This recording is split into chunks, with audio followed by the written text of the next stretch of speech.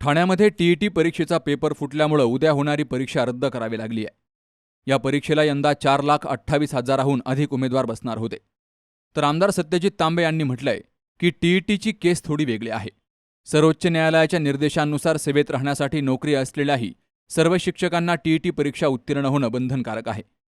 त्यामुळे 20-30 वर्ष सेवा केलेले शिक्षकही जे आपल्या सेवापूर्तीच्या अंतिम टप्प्यात आहेत त्यांना देखील आपली नोकरी वाचवण्यासाठी ही परीक्षा पास होणं अनिवार्य आहे.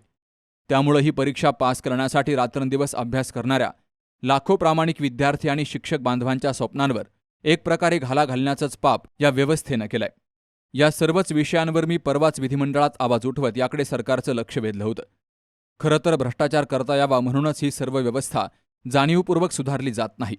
ही सिस्टम सुधारूच नये, ही व्यवस्था पारदर्शक होऊच नये, अशीच काहींची मानसिकता आहे.